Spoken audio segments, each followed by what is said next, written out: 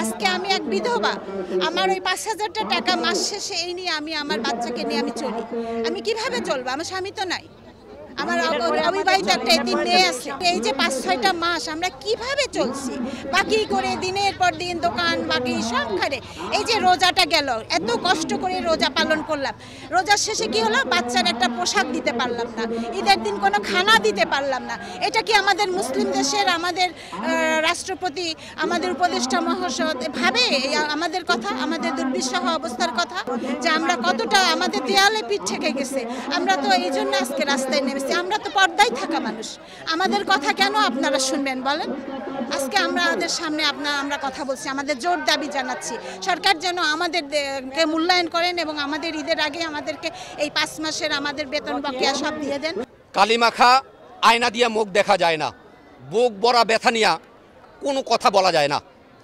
আমরা এতদিন পর্যন্ত বুকে পাথর বেঁধে রেখেছি। আমরা model caretaker, field officer, field supervisor, সাধারণ কেয়ারটেকার এবং ইসলামিক ফাউন্ডেশনের সম্মানিত শিক্ষকগণ, যাদের কেন্দ্রবিন্দু করেই আজকে সারা বাংলাদেশে ইসলাম প্রচার প্রসারের কার্যক্রম পরিচালিত হয়ে আসছে। এই ইসলামিক ফাউন্ডেশনের এই কর্মকর্তা কর্মচারীদেরকে বিন্দুমাত্র কোনো রকম মূল্যায়ন করা হচ্ছে না। আমরা কিন্তু এই 5 মাস জানুয়ারি 25 থেকে শুরু করে এই 5 মাস পর্যন্ত আমরা বেতন ভাতা পাই নাই, কিন্তু আমাদের শিক্ষা কার্যক্রম আমরা বন্ধ রাখি নাই।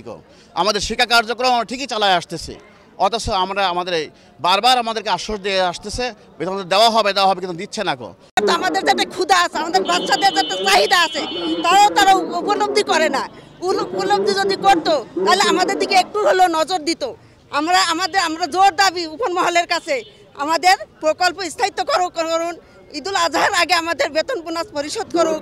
আমাদের দাবিগুলো হচ্ছে প্রকল্পটি দ্রুত অনুমোদন করে ঈদুল আজহার পূর্বেই বকেয়া বেতন ভাতা প্রদান করা ব্যবস্থা করা, প্রকল্পের জনবলকে তাদের পদসহ রাজস্বভুক্ত করা, 7ম পর্যায়ে বিদ্যমান জনবলকে 8ম পর্যায়ে স্বয়ংক্রিয়ভাবে স্থানান্তর করা, আর কেয়ারটেকারদের স্কেলভুক্ত বেতন প্রদান করা, শিক্ষকদের বেতন ভাতা সম্মানজনকভাবে বৃদ্ধি করা। এটাই আমাদের দাবি।